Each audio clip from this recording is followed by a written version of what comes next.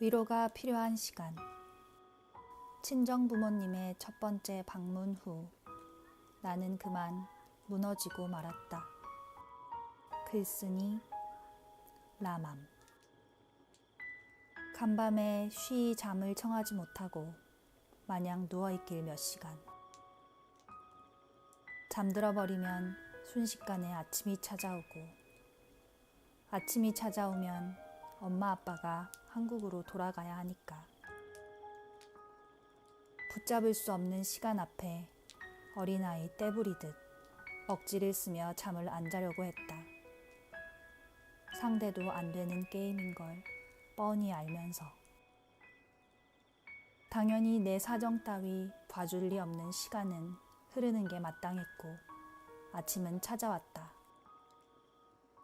비몽사몽한 나와는 달리 엄마는 어떻게 그럴 수가 있는지. 그 꼭두 새벽에 아침을 차려 아빠와 나눠 먹고, 그 와중에 소고기로 장조림도 넉넉히 만들어 뒀다. 본인들 공항 배운길, 자식 손주들 배고플까봐 어른용, 아이용 각각 주먹밥으로 도시락에 달걀까지 삶아 껍질 벗겨 챙겨둔 우리 엄마.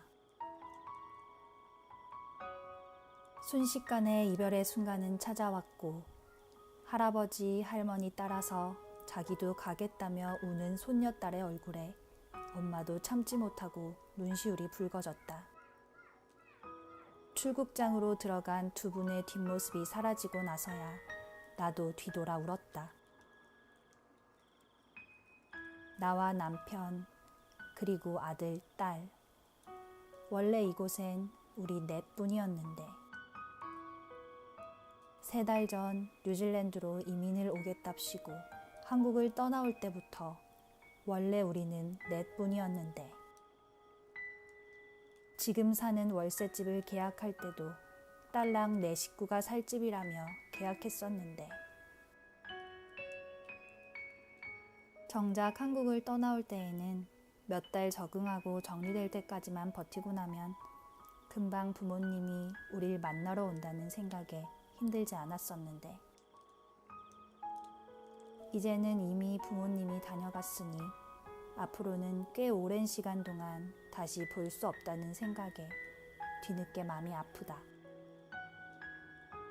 현관문 앞을 지날 때마다 북적북적 신발이 가득했던 지난 한 달간의 시간이 떠오르며 다시 덜렁 우리 식구 신발만 남은 것이 괜히 처량하다.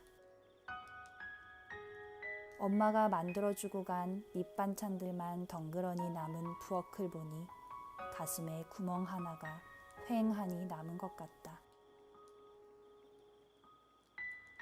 아침부터 맥이 빠져 아침, 점심 다 엄마표 도시락에 라면으로 대충 때우고는 거의 누워 지냈다.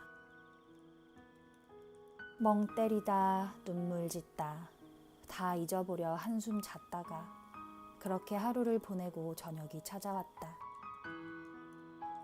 시간도 참 빨리 흐르지. 밤이 오는 것도 오늘은 왠지 두려워 시간이 가는 것도 싫었다.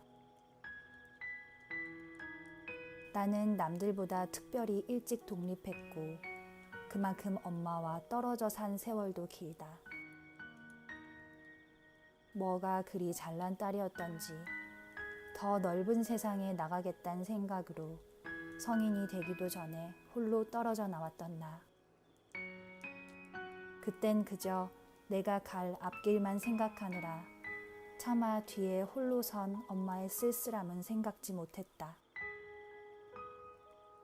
저만치 가버리는 하나뿐인 딸의 뒷모습을 바라보며 혼자 쓸쓸했을 젊은 엄마의 마음을 떠올려 보니 가슴이 먹먹하다. 그러나 더 우스운 건 아직도 그 잘난 욕심을 비워내지 못한 딸이 이제는 눈에 넣어도 안 아플 손주들까지 다 데리고 일면일식도 없는 더 먼 곳까지 떠나와 버렸다는 것. 엄마와 나는 대체 어떤 년이길래 이번 생 이리도 멀리 있는 걸까? 불현듯 스쳐 지나가는 한 장면이 있다.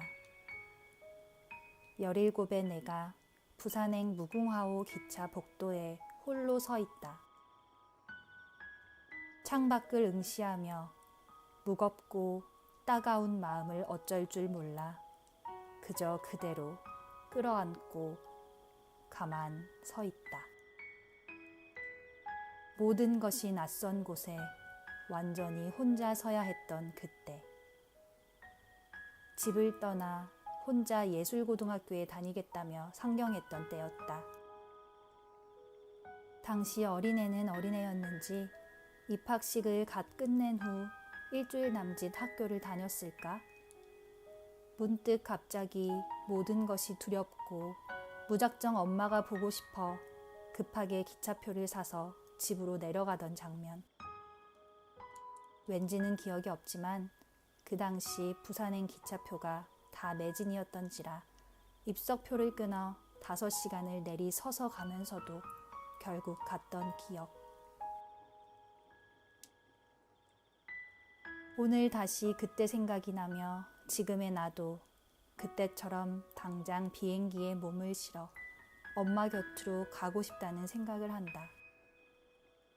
17의 나는 울며 엄마에게 전화를 걸어 지금 당장 가야겠다고 엄포를 놓을 수 있었지만 30을 코앞에 둔 애 둘 엄마인 나는 차마 그럴 수가 없다. 부산행 입석 기차표는 당시 2만 원 남짓이면 살 수 있었지만 오클랜드발 인천행 항공권은 200만 원 남짓은 주어야 살 수 있을 거다. 게다가 딸린 꼬맹이가 둘. 정답이 너무 뻔하게 적힌 답안지를 앞에 두고 무력해지는 순간. 저녁이 되어 내가 부엌에서 밥을 짓는 동안 2돌도 채 안 된 둘째가 혼자 놀다 넘어졌다. 우는 손녀에게 달려와 누가 우리 아기를 속상하게 했냐며 호들갑스레 달래줄 할아버지, 할머니가 없으니 괜스레 아이가 안쓰럽다. 그런데 그것도 잠시 저쪽에 있던 5살 첫째가 보란듯이 달려와 여동생을 일으켜주곤 콧물이 났다고 엄마를 부른다. 나는 멀리서 식탁 위에 휴지 한 장 뽑아 닦아주라 얘기했다. 아들은 야무지게 동생의 코를 닦아준다. 그리고는 데리고 나가 자전거도 태워주며 함께 논다. 그렇게 우리 네 식구의 일상도 다시 시작. 온종일 맥 빠져 이러지도 저러지도 못하는 나를 보며 신랑이 캠핑놀이를 제안했다. 이미 늦은 시간 어디 가진 못하고 집 앞 작은 마당에 텐트를 쳐준다. 그리곤 마른 나뭇가지 몇 개 가져와 불을 붙여 간단한 캠프파이어도 준비했다. 옥수수 2개를 포일에 쌓아 굽고 와인 한 잔에 곁들이는 조용한 대화. 우선은 일단 왔으니까 아무 생각 말고 잘 살아보자. 일단 몇 년 살아보고 그리고 그때 다시 얘기해보자. 우리가 여기에 왜 왔는지, 정말 잘한 건지. 남편이 진지하게 말을 꺼냈다. 나는 솔직히 대답했다. 아니, 나는 여기 생활 전반적으로는 다 만족스러워. 그냥 아이들이 커다란 가족의 구성원으로 자라는 기회를 못 누리는 것이 안타까운 거지. 그런데 시간이 지나면 많은 부분들이 해결될 수도 있을 거야. 익숙해질 거고. 그래, 일단은 잘 살고 나중에 다시 얘기해보자. 텐트에 누워 잠을 청하는 오늘 밤. 찬 공기, 바짝 붙어 누워 잠든 아이들의 새근대는 숨소리. 가로등 불빛에 흔들리는 나무 그림자.